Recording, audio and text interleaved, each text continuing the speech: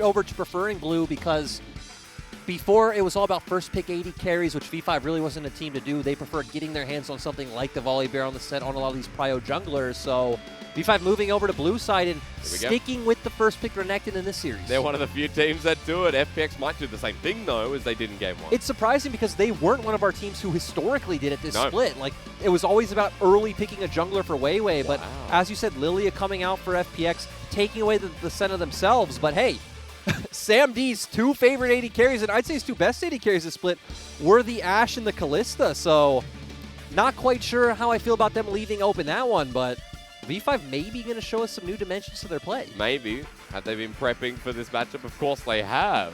Honestly, wow. I would have just preferred to see them stick with the Ashe. Yeah. Sam D's most played champion by far. He's played it 13 times. His second most played is Kalista at 6. He's only played Ezreal 4 times, and it doesn't really go towards that V5 style. When you've already got the Renekton there. Now, Weiwei doesn't have his Graves or his Nidalee, and he'll return to the set. We're actually getting a quick pick and ban phase as well. Chris, game number 19, by the way, on this pick. And I was looking at View in the break. Game number 17 of the Renekton, so we're getting some pure comfort for both teams. And it's interesting to me that at least V5 are sticking in a similar vein of last game where they have a self-sufficient AD carry that can kind of play by itself and bot. You have this pressure top laner in the Renekton, and once again, a strong early skirmisher and set, and we might just see a very similar comp to last game where their bot lane doesn't need push, their bot lane doesn't need to guarantee pressure. True. Banning Bard, though. You're going to get rid of one of the elements that Ezreal can flourish with, and PP God's best champion. Not his second best alongside his Thresh. GP going to be the ban, and targeting towards Gimgoon and giving View a bit of a heads up in that top lane. Of course, GP does have a good lane matchup into Renekton, so the ban makes sense. The only other top laners that Gimgoon really plays is the Volibear and the Mordekaiser, so I'm going to be interested if V5 bans one of them, but I don't really think you need to. After last game, the fact that the Volibear wasn't able to have the impact, I don't feel like you feel the threat, and Renekton does fine into the Mordekaiser matchup as well. They also already have a lot of AP with Lilia, so having an AP top laner would be hard when you assume that Doonby also will pick up an AP option in mid. Just speaking of Doonby, Karma's banned away by FPX's side. Not often do you see this when 68% of the time teams ban it against FunPlus. We have seen PP God play quite a bit, and it is one of those things where if you do have a Karma in the bot lane up against the Nautilus, it doesn't matter that you have an Ezreal. You are going to be able to guarantee push and set up for V5 to play that style that they love. But actually, V5 ban out the Volibear. I'm not sure where Gimgoon goes. Again, the standout would be the Mordekaiser, but because Gimgoon, I was looking at his solo queue before. He's played a lot of Camille top, but we don't like that matchup in the LPL. And come on, like Gimgoon will play Camille in solo queue. I don't think Gimgoon is pulling out Camille in LPL, but he does go for the Gnar. So this one is a bit more of a. I don't necessarily want to use the word skill, but you know, Gnar wins out in the lane. He plays from a range. Renekton's a lot more about bringing his jungle, interacting with the 2v2, and looking through the win that way. And Mole, interested to see where he's going to go with this. Again, Mole's a lot more of the like early game skirmishing type mid laner, so when he hovers something like a LeBlanc, that would be expected. But Mole has been practicing this champion quite a bit in solo queue. It's his first time pulling out an LPL this split. Yes, it is. But setting up for that massive wombo and going more for a late game teamfight style with Orianna and Ezreal coming out. But the comp's in a lot of different directions, right? We have some early pressure coming out from Renekton. We're hovering champions like Lux, so we're seeing a new dimension of Victory 5. We really are. To cement it with the Tahm Kench in the bottom lane, meanwhile, while for Doonby to play Azir, that's just a turn of events. We saw him play it in spring, but hasn't played it at all in summer. This is his 17th unique champion. Yeah, I mean, Doonby is willing to pull out a bunch, and again, their composition is much more focused on these late game team fights, as we can see now, right? Gnar are going to scale up quite well. Senna and Azir in that ultra late game are going to do quite a bit, and they also have a lot of range to play from, especially against a comp that has Renekton, that has an Orianna, that has a set. So I like what FPX has this time around, but I'm still not sold on how this Lilia really works in this composition. It fits in, yeah. Tiana's been the only person who's really prioritized it in playoffs so far. Well, you know, in the teams, let me clarify. Out of the teams that are in playoffs so far, of course, Vici Loyan was playing it a hell of a lot too, but Tien has put this as a first pick red side 2 games in a row now, so he loves it. He thinks it's high and mighty. As I said, talking to pro players, some just say, oh my god, the damage is ridiculous. 4-second cooldown on Q, the true damage on the edge, the W as well, having that triple damage in the center. other players just think it's too hard to fit into team comps. It is too squishy, and you don't really have a way of getting into these fights. So that was what we saw in game 1, but as you're saying, Tien clearly has the confidence. We've got changes in V5. FPX have decided to change as well. Going into a game 2, where V5 still have the momentum, it was a 26-minute win against the world champions, and V5 from that 0 to hero story continue to run forward.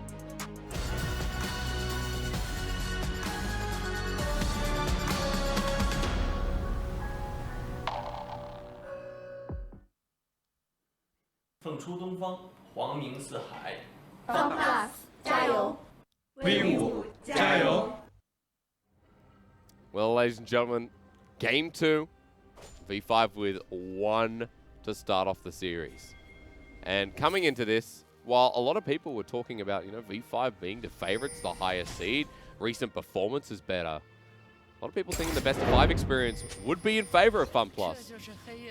It is a long haul. That's always interesting to me because people are usually all or nothing with that type of opinion, right? You either think FPX's experience and V5's lack of experience trumps everything, that's all that matters, and FPX will for sure win, or the opposite. You typically just go, okay, well, it doesn't matter at all. That's an intangible. I can't factor that into my analysis, and you just go with the in-game variables. As we enter Summoner's Rift, sir, welcome again. Doomby's decided for comment here on this Azir through mid, but apart from that, everything seems standard. No lethal tempo Ezreal on Sam D. Yeah, I'm interested to see how V5 play out this comp because, again, we haven't seen Mol on Orianna. We've rarely seen Sam D on Ezreal. They don't typically go on these champions that, again, when we get to first, second Dragon fight, Mol isn't going to be able to have that large impact he had last game. What are V5 going to do? You expect them to take it slow, maybe try to set up some ganks top for Bew, and just trade objectives around the map and try to get to that 30, 35-minute mark. Okay. For the side of FPX, though, Azir's going to push in the mid lane. Your Gnar should be able to get pushed early on up against the Renekton, and bot lane's pretty much a wash. We have a Tahm Kench against the Nautilus. We don't really expect to see much 2v2 action, so this Lilia is going to get time to just continue to full clear, maybe set up invades through the top half of the map, get those items that she needs, the Liandry's, the Rylai's, and maybe we'll get to see the skirmishing power come out from the Lilia this time around. All right, well, for better success here for Tien to keep my eyes on while we were looking mid. And in these early levels, Doomby starting to shove out. Mol went to half health, and I believe had to use a pot, or at least is holding onto it for now. It's expected. He outranges the Orianna. Like you said, he has Calm and Orianna's Phase Rush, so Doomby going to feel pretty great in this matchup, just going to continuously be able to force Mol under his turret, and it's going to set up some of these potential early objectives for FPX. But at the same time, right, I'm saying early objectives, but you still have an Azir, you still have a Senna. They're fine with this game going slow. Note that Weiwei walked through mid. Doomby had to disappear for a second, so Weiwei adding some pressure. Also setting up for the top side, Scuttle, and Tien is towards the top side of the map. So we could have a full 2-on-2 through the Renekton and Gnar. And this is what you want as the Renekton side, right? You want to look for these all-ins. You want to be able to get in, get your combo off, pair up with your jungler. Weiwei, Ward's going to come through. The hop easily to escape here for Gimgoon. And, we've seen a bit more Gnar this split really coming out from the Shy. I think a few other of our non-playoff teams have picked it up as well, but the Shy obviously being the one most known for it. I think he was the first one to pull it out in the Volley Bear matchup, if I do remember correctly. And it's going to be this champion that is going to be able to, get tanky, especially in that mega form, be a bit of a frontliner. The reason why a lot of teams have preferred to stay away from Gnar is obviously he's a very set window that you just need to play around and you can't do anything, right? If you play around that rage bar, if you play around the mega Gnar, it is a bit telegraphed. Yeah.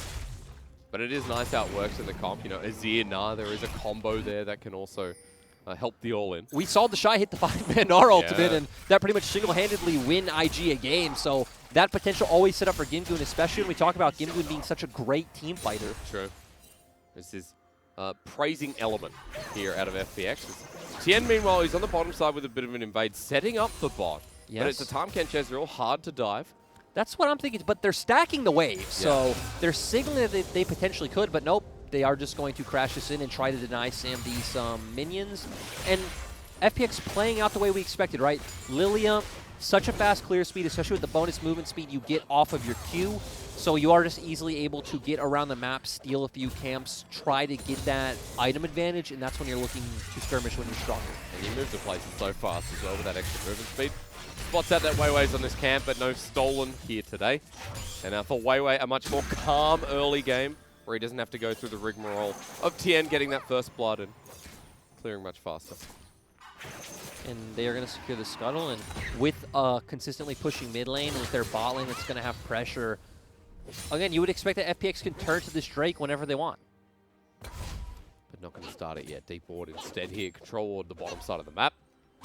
And it's interesting when we're talking about like this being, expected to be a bit of a slower game than what we expected in the series itself. We were talking in the break just now about how this series could be over very quick. Or like for V5, the individual games, we're talking about not exceeding over 30 minutes.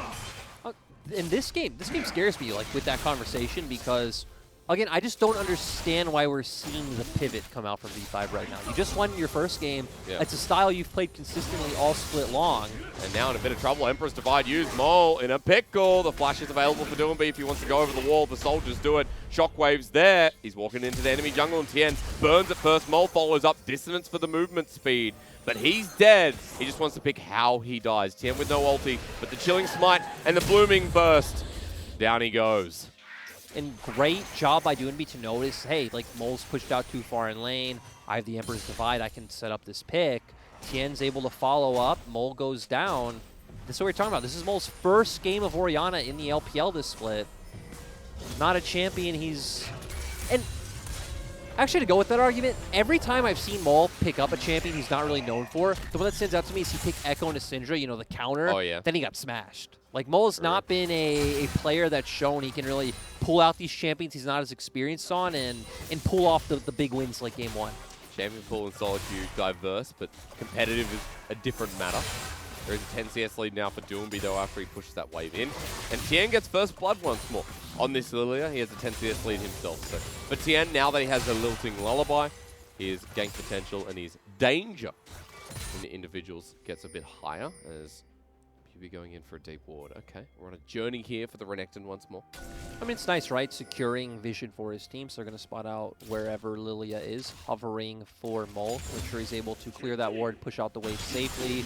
PB has been one of our better, especially team-focused top laners, right? He's not selfish, doesn't play for his own lane, does constantly make those roams like we just saw, consistently using his teleport for the team. And this time even going towards that Black Cleaver up against the Gnar. Yep. Does make sense, right? You realistically should never be in range to consistently get off those auto attacks. You're going to be able to slice and dice in, get your full combo off, and back out. We spotted out Kim Goon though. Tops away. That's about it. Smite's available. We'll take that one away and back away while the Cloud Dragon gets started and taken by Tien. We said like 30 minutes ago, right? FPX could do this anytime they wanted. Yep. They have priority in bot lane. They have priority in mid. So very easy objective for them to secure. Now V5 on the opposite side have push in top, and Sam D even teleporting top right away. Going to try to even out this trade and start getting ahead in gold like we saw last game. FPX committing their bottom lane though, and even after seeing Sam D on that ward, are not going to veer away. So FPX want to take this, they want to challenge. And right now, like we said, Mole is not strong. Doomby definitely in a much better position to partake in this fight. Well, speed hits Sam D, might be in a bit of trouble. Time Kench next to him though, and the re-engage coming through as the ulti's popped by the Lilia at half health. Gimgoon's on the backline. Emperor's Divide kills Weiwei. And for V5, they might get a great 3-man shockwave, but Bugu now has to do the damage to clean it up. They find one. LWX and Tien low as True Shot Barrage. Nails down, flashed away. LWX with a great reaction time, but V5 somehow matched this trade. Yes, somehow. Great shockwave coming out from Mole. We didn't expect much from him. No. He's an Orianna in an early fight. PP God's angry. You made him upset. It's a Tom Kench who just took down LWX. PP God solo killing LWX is exactly how I hoped this series would go. But let's also highlight Bubu because, yes, Mole set it up. Mole's shockwave was massive. But Bubu's one who got in there, dealt the damage with his combos, popped the Dominus, and pretty much helped secure the teamfight win for V5 because he is the strong member right now. He is the pressure point. But once again... Oh, no. Oh, yeah. That ward. Red Flame comes through. Bubu wants to slice and dice. Oh, he will escape. They're just around the corner. That's why the control ward doesn't spot it. I want to take 2 steps back, though, and highlight V5's shot call. Because they TP'd Sam D up to this fight. They get in this position. Confusing from Weiwei. Steam not really in a position to follow up. Doesn't even have enough time to get off the Haymaker, but there it is. 3-man shockwave doesn't really do too much damage, but locks him in place for BB to get in there, get a massive slice and dice, dealing the damage with dominance. Great ultimate coming out from Sam D. And like you said, PB God was not pleased. And you know what? I was looking at the back end of that fight. I thought, what was Gigagoon doing the whole time? He was zoning off the bottom lane, but he doesn't do any damage as we watch PP God just lick LWX to death. That's true, right? You're Ninja Tabi first as well, right? Was he Mega Gnar in that fight? Yeah, he was. Oh, and he got his ult off on Mole, but still didn't do enough damage. That is what happens. We are an early game Gnar right now. So we come back, and even though FPX have a lead here with the turret plating being picked up across the map, V5 have a kill on Mole once more. PP God is 2-0. And once again, we have the Herald, like you just said, so gold should be able to be evened out. And also interesting of the lane matchups, once again, that V5 go for. Dragon, of course, going to be the next objective up, so getting the swap burst is going to have a bit of tempo once they push out these waves. And I wonder if they are going to want to look towards mid, but we see pings coming down around bot right now. And everyone's traveling down. Mole goes into the skirt of vision while BB picks up turret plating top. Here we go, turret plating flying through True Barrage. Just a bit of gold on Sam D. So this is a throwback to earlier in the split, before they transitioned to making those big plays around mid with Herald.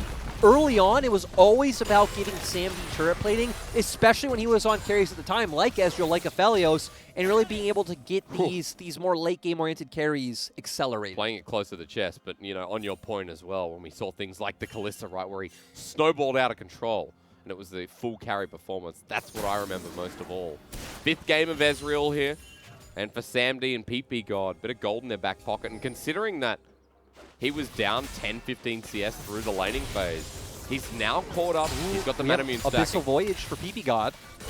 To get on in, into the backside, it's LWX and Chris, who don't have much of an escape. Dredgeline might just need to be used. The ultimate onto Weiwei. Facebreaker not in time, but he flashes onto LWX, ults him back into Sam D. The damage comes through the Haymaker, but the kill given over to this Ezreal. And it's so nice to see these proactive Tahm Kench plays come out. That's always the talking point when we see Tahm Kench is, are players able to utilize the ultimate to its fullest effect? PP God and V5 showing yes and picking up another kill. Also shows you it doesn't matter what kind of comp it is, right? V5 are not just going to lay down and take it. They don't care that they have an Ezreal and Orianna. Like, those champions still do damage. They still have CC. They are confident that they can hit the key abilities to win out in the fights, and that's always exciting to watch. Good League of Legends is fun. 6 kills, 12 minutes in the game. But I do know that we have a 1K gold lead for V5 after that play. Also considering Bubu got turret plating, the Rift Herald got them that gold lead with the plating going over to Sam D, who now has his Lucidity boots and a Sheen. Shockwave going to come in though. No minion wave anymore. Doomby takes a bit of damage, but no one else there. Mole is angry after dying early. And they're doing this again. This is a very set play from V5 where they give up those early Drakes. They send whoever their carries to the opposite side of the map to go pick up turret plates, because look at your mini-map. Sam D is walking topside right now. And meanwhile, mid, it's going to be the TP burn for Mole just to push the wave. And it's so interesting and nice to see this done consistently, where V5 goes, hey, we don't need these early 2 dragons. We can try and stack up 4, you know, get a better spike off that. Let's try to equalize this trade in gold, dodge out on some hard matchups, and move the game forward. But for FPX at the very least, getting turret plating here is going to be so much quicker.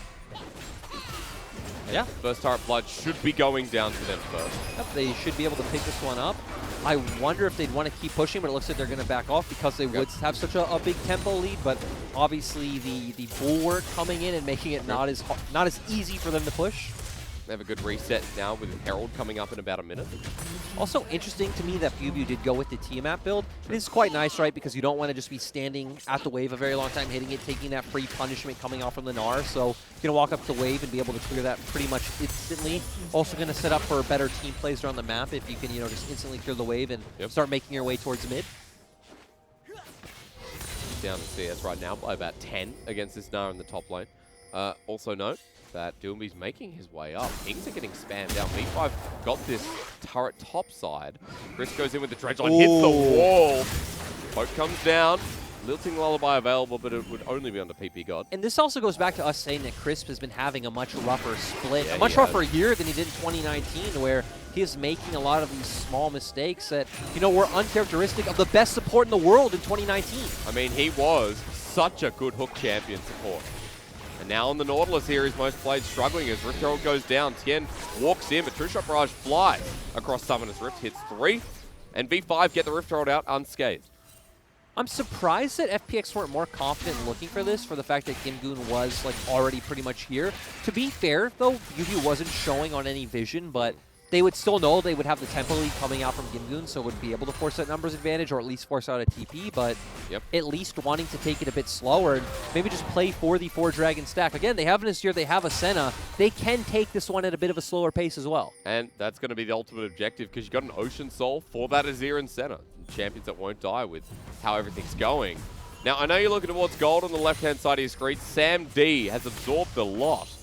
And Mole's caught back up to Doomby and is now in line. And this once again goes back to that trade that we were talking about, like being conscious of giving up that second trade, going and get that plate gold forward, and especially a champion like Ezreal who does want those 2 items, right? You want the Mirror Mana, you want the Frozen Fist, you want the Death's Dance.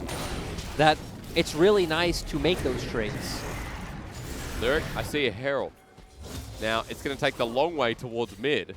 No. No, it is not. Sorry, top. You know, this is top lane, by the way. But what are V5 going to do now with the pressure?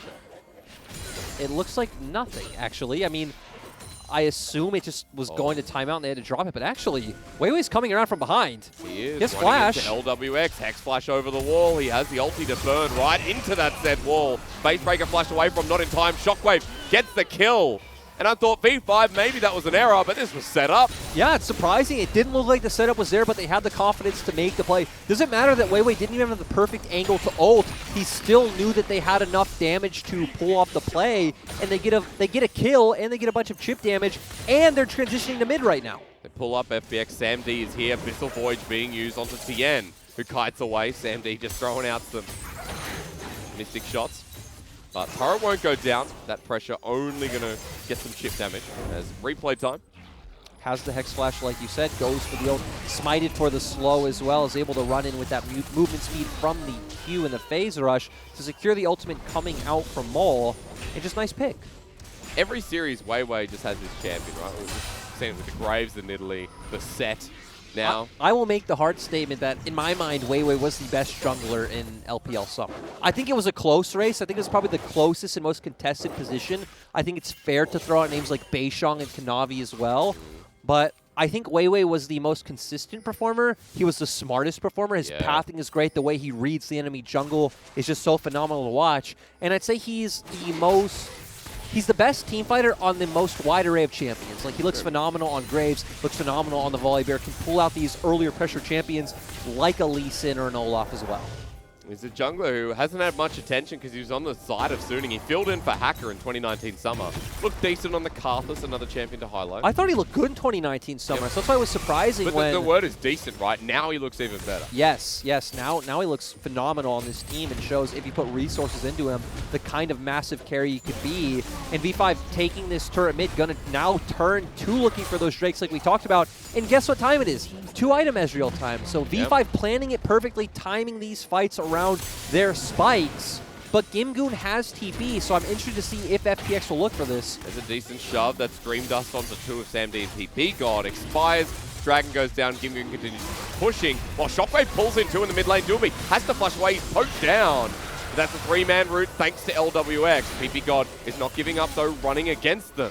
While Gimgoon's on the flank himself, flashes over for the tongue lash. He'll get Dredge Line in, he dodges away, presses B in the middle of the fight. PP God literally just PM'd the world champions as Chris flashes over and Gimgoon not spotted in the pit. I absolutely love that from PP God. Flashing forward and tongue lashing onto Tom Kench to try to keep the fight going. And now V5 are going to get a Rift Scuttler out of it, and they also burn Doomby's flash. Actually, Chris flash as well. He pressed B in the middle of a fight for half a second. That was... And let's remember, Crisp is the guy he learned under. Yeah. Not even just Crisp. People got spent time with this whole FPX roster for a year and a half. He knows them well. Very, very true. Shot Barrage nails down the mid lane. Pay attention. We've got a Dragon in 4 minutes, but more importantly, the Baron spawning in 30 seconds, which we have to keep our eye out for. Mirror Mana fully stacked by Sam D. So now those 2 items are fully complete as We didn't get to see this. Well, this was, you're right. Oh, so this was FPX being the ones to go. I was actually wondering, I was going to say, hey, how does Mole keep finding these amazing angles for these plays? But that one was kind of gifted to him in a nicely wrapped package. That is doing B and there's do and don't. It's so strange because, again, he's been the clear standout for FPX all summer. How you have the highest % of your team's damage when your highest played champions are Karma, Galio, like Twisted Fate is insane. Doing B still up in CS despite that error we saw before heading towards the second item. Nash has actually just picked up, so 2 in the bag. This also goes to a conversation that, you know, I was harping on V5 for changing it up this game. Yep. But FPX changed it up as well. Like the Azir, right? We don't know Doinby for Azir. It's actually been a champion he's largely ignored over his career. Again, he spammed it a lot in Spring and solo queue. Did pull it out a couple times, but not really a champion we know him for. It's funny because there's a list of champions we don't know him for. Azir before 2020 Spring was definitely on that list, alongside the Zoe. So the Colonel, though, still feeling good about FPX. Yeah, it's trended up a little bit, but still thinks, even though FPX are down 2,000 gold, or 1,500. The thing, though, is, right, the Renekton's going to fall off later on to where the Snar's going to be a massive threat. I'm going to slow. Facebreaker in, they flash on forward, the Dream Dust laid bare. Ulti comes through, Lilting Lullaby there. FPX want this with a TP on the backside. Gimgoon in Mega Gnar form, in a choke, hits 3, and line them up, says LWX. The ulti from Weiwei to delay time, the Haymaker great. But FPX may have just found their fight. Mole on the back end doing damage while Bubu is still a big croc himself. Gets the kill, wants to get out. Doinby goes forward, but he's poked down. And FPX, what happened? As V5 walk forward, Mole's triple set up for the potential penta. They flash on over, LWX is low, it's double buffs on Mole. He's close to getting the penta, but they're out. And Mole still takes the triple with V5 getting the fight. I honestly don't know how they do it. We said Gimgoon hit a perfect ultimate. Mole's ultimate only hit Gimgoon, but still they kite out the fight perfectly. Bubu once again doing such a great job of pulling attention to set up Mole to deal all this damage. And here we see great Devour coming from PB God, but amazing ult coming in from Gimgoon. Weiwei clearly doing a ton of damage on the back of the fight as well, actually. Setting up a bunch of these potential kills coming out. TN has to get out of the fight immediately. Bubu going in, as we said, giving the space for Mole to clean up a lot of these kills. And just the shields coming out from Mole, keeping Bubu alive, and just the innate sustain coming out from Renekton's kit. Nice fancy footwork coming out from Bubu. Maybe complimented a bit too soon, but... That's all right, he survived, that's all that matters, and Mole moments away from that penta. How does Gnar hit an amazing ultimate? Orianna completely flop her ultimate. Because of that. 5k damage on Mole, apparently. And we have to come back. While FPX, that fight felt like theirs. It's the V5 clutch factor that we often talk about. 22 minutes in, a 3k gold lead after that fight that shouldn't have been theirs. And now another dragon spawning. Baron on the menu if FPX lose another fight. The ability for V5 to walk towards match point as Crisp is running away. Gonna ult into the wall, he's denied. Will pop this stone plate, trying to bring the rest of FPX in, but Tien is now the target. Depth charge set onto Bubu, but Crisp is just trying to delay the inevitable. And Sam D picks up the kill. V5 get another. This is not a fluke. And always they are on the same page. They're running in as a 5-man core. We see Weiwei going for the ultimate. They all know their roles in these fights. And once again, they're going to pick up another easy dragon, and there's no way for FPX to answer. And you've got an Ezreal that's almost with a death stance. We've got core items, key items lining up, and Mole with a 10-stack Darksteel. Get ready once again for the Magi's on this mid lane up. 4K gold lead on their way to stacking up 4 Ocean Drakes, but let's be honest, it's Victory 5. We're probably not going to get to 4, but still, the fact that they're ramping up this game so fast is amazing. FPX getting outclassed.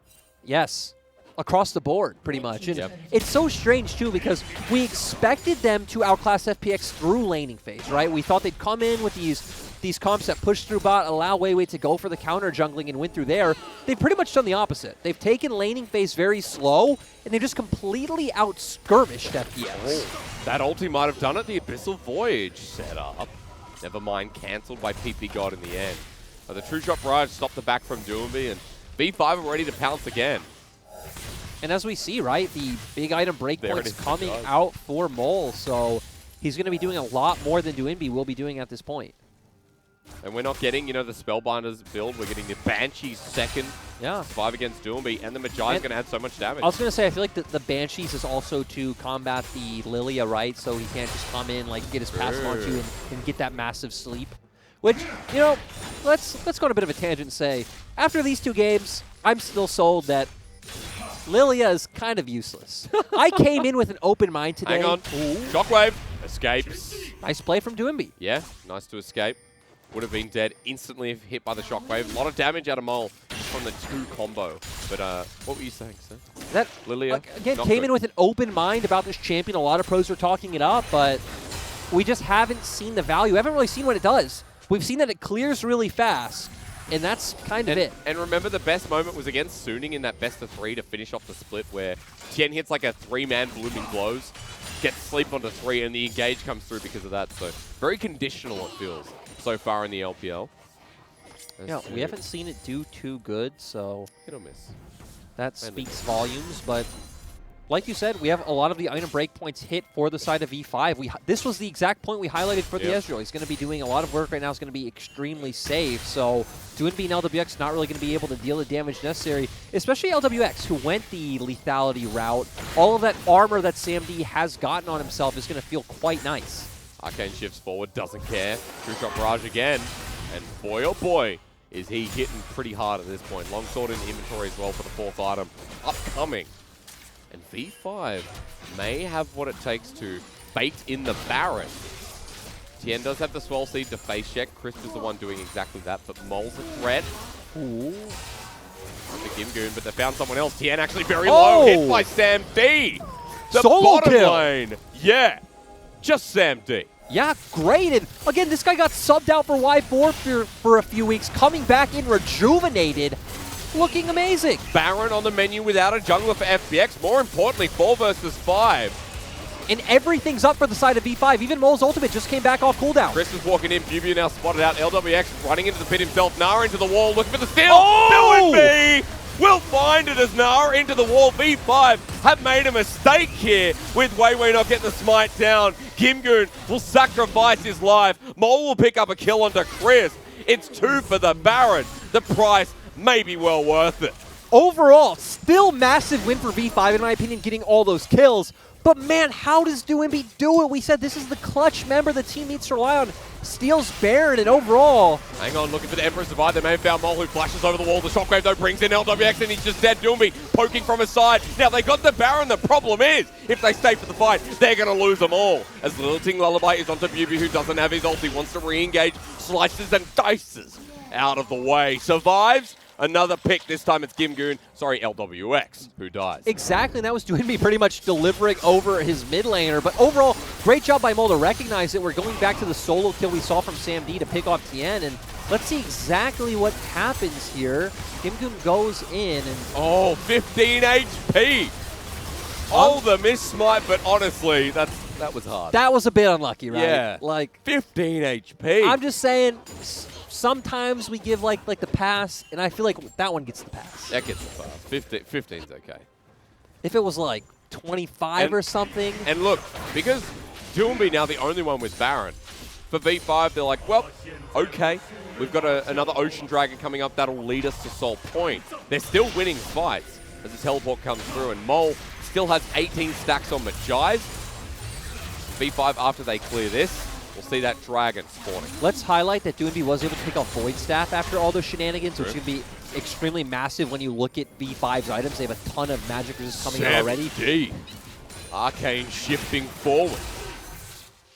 All right, Gimgoon no Narbar as well, Lyric. We've talked about that through this game too, how crucial that engage is. Yeah, and again, I feel like V5 are just in such a good position right now because I don't really understand what this Lilia is going to provide to this fight. But still, you know, if Mole can't hit the big shockwave, if Mole can't deal the damage, that could be an avenue that FPX can take the fight. So we're hoping for some kind of big play coming out from whether it's Chris, whether it's Gimgoon to single him out. But Mole has Banshee's Veil, so you have the Spell Shield to protect you. And it seems like FPX agree. FPX understand that right now V5 is stronger, and FPX are sitting on triple Ocean Drake. Yeah, V5 with that triple Ocean is going to be huge. Baron power play in the top right-hand corner of your screen as well. Minus 250 after all said and done, as the True Shot Barrage flies through, they're going to use the remainder of it to get, or at least threaten the inner turret. Gimgoon's about to be mega. And Weiwei's in for the flank. Look at this lyric onto Tian. He has the opportunity to ult, doesn't decide to do it. And FPX are backing away. V5 now grouped up as 5 through mid. Looking for this choke. Weiwei dodges away onto LWX. He wants him. He presses Q, wants the fists out. Gimgoon into his ulti. Hit 3, but Samdi is free-firing once again as Weiwei gets into the backline. V5 grouped up as 4. Meanwhile, as Mole gets choked down, and Weiwei has no support. 4 versus 5, and V5 have to run. We finally saw the value from the Lilia because the team wasn't able to follow up because Tian hit a massive 4-man sleep. Weiwei was singled out. He ulted Doinby knowing he's the big carry for their team at this point, but overall, nice play, nice reaction coming from FPX. Yeah. That gold shrinks ever so slightly. 4,000 still for V5, but 30 minutes in the game. We are getting towards those points that FPX, excuse me, have been waiting for. Exactly. We're getting to the point where this Nars can become a massive frontline and hard to deal with, but let's take a look at this again. We see Weiwei looking for it. He has the ultimate up. Gimgoon coming in, hits a 3-man Gnar ultimate, the Senna ultimate to follow up, but as we see, Tian hits the massive sleep, comboed with the Nautilus ultimate. Doinby just died. Doinby has just died. 50-second death timer. He's lucky Baron is not up, as Mole was the one to pick up the kill. So... I honestly... The fact that we just come back to a shot of PP God made me think, like, wait, how did this happen? But... After the shenanigans earlier where PP God flashed Tongue Lash. PP God's had a pretty good game. That's what PP God has showed us a completely different way to play the Tahm Kench. Thank you to our observers. So it is just what we'd expect. Abyssal Voyage coming in, bringing in Mole. Misses the ultimate. Doinby trying his best, but the clutch Devour coming in from PP God, allowing Mole to pick up that kill. He just has so much damage. Puts out one short combo and Doinby's dead in the end. Doinby almost turned that around, actually. Yeah, I mean, he's going to be dealing massive amounts of damage right now, right? Yep. He has a ton more DPS coming out than the Orianna. We talked about the Void Staff already. And though, we are 2.5 minutes away from what could be Ocean Soul for V5 with 4 Ocean Drakes. But Baron up in a minute as well, so you can see why FPX and V5 are fighting over vision in this top side. And I don't think V5's comp can really rush a Baron, but when you look at FPX's where they do have the Azirus getting those items, when you do have the Senna, once again, sitting on a 4-item point almost, that it is always possible, knowing FPX, that they go for a cheeky Baron play. We've seen them do it so many times. And Doinby, you know, confident after stealing one, might do it again anyway. Yeah. That is always possible. But now we just see both teams trading waves back and forth. And I understand it coming out from both sides because as FPX, right, you just want to keep building up these items. Yep. And for the side of V5, you don't want to get overzealous and set up a pick you don't need to. Let's say potentially throw a lead when you know, okay, we're playing for Ocean. We're playing for Ocean. Baron now spawning. Glasscone taken. Mole and Weiwei in an awkward position, but the ball zones away FPX. Yubu joining too. And while we have a Blade of the Ruin King Ezreal with a QSS, farming out this mid wave, who Arcane shifts forward with no regrets. FPX He does have is just waiting. There's a PP God behind him, so yeah, of course. He feels extremely confident. We see them trying to aggressively take vision. Nice.